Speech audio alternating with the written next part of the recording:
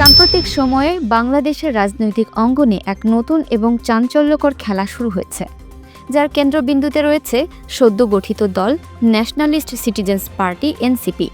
দেশের প্রধান দুটি রাজনৈতিক শক্তি বাংলাদেশ জাতীয়তাবাদী দল বিএনপি এবং বাংলাদেশ জামায়াতে ইসলামী আসন্ন জাতীয় সংসদ নির্বাচনকে সামনে রেখে এখন এনসিপিকে নিজেদের জোটে টানার জন্য মরিয়া হয়ে উঠেছে। এই পরিস্থিতি এনসিপিকে দেশের রাজনীতিতে এক গুরুত্বপূর্ণ ফ্যাক্টর হিসেবে প্রতিষ্ঠা করেছে। বিএনপি এবং জামায়াত উভয়ই এনসিপিকে কাছে টানার জন্য বিভিন্ন কৌশল অবলম্বন করছে। এই দুটি দলই আলাদাভাবে এনসিপির সঙ্গে আলোচনা চালিয়ে যাচ্ছে।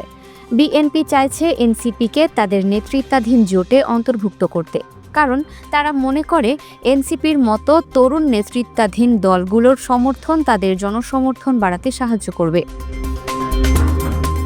অন্যদিকে জামায়াতও ইসলামী দলগুলোর সঙ্গে জোট গঠনের পাশাপাশি এনসিপির সমর্থন পেতে আগ্রহী, কারণ তারা মনে করে এনসিপি একটি আধুনিক ও প্রগতিশীল ভাবমূর্তি তৈরি করেছে। এই ধরনের বহুমুখী চাপ এনসিপিকে তাদের রাজনৈতিক সিদ্ধান্ত গ্রহণের ক্ষেত্রে এক বিশেষ সুবিধা দিয়েছে। এই রাজনৈতিক টানাপোড়েনের পেছনে দুটি প্রধান কারণ রয়েছে: রাজনৈতিক কৌশল এবং ভারসাম্য।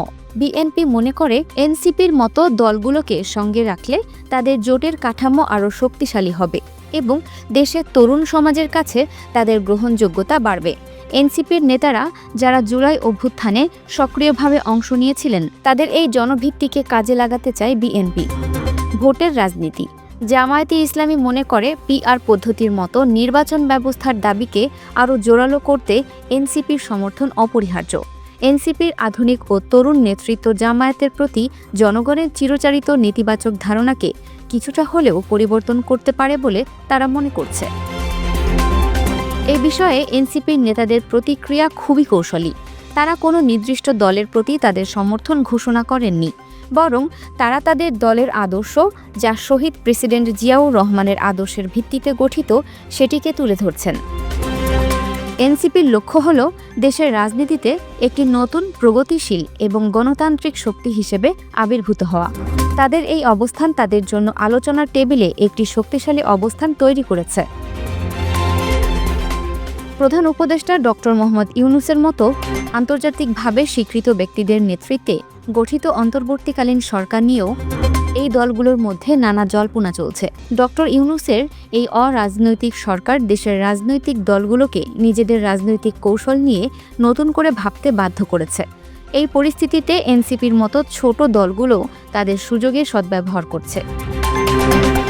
সব মিলিয়ে এনসিপিকে ঘিরে বিএনপি এবং জামায়াতের এই রাজনৈতিক প্রতিযোগিতা প্রমাণ করে যে দেশের রাজনীতিতে এখন তরুণ নেতৃত্ব এবং নতুন রাজনৈতিক দলগুলোর গুরুত্ব বাড়ছে।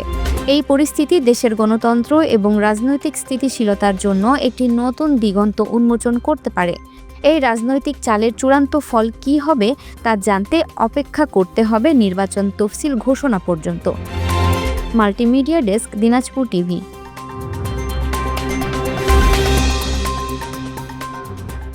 দিনাজপুর টিভি, মানুষের জীবনের কথা বলে।